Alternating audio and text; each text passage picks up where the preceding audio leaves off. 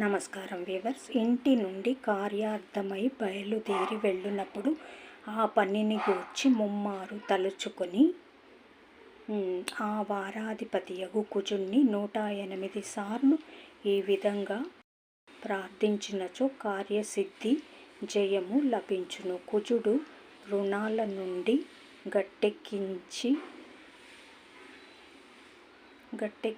ప్రభావము గల భగవంతుడు. గల శ్లోకమును చదవటం.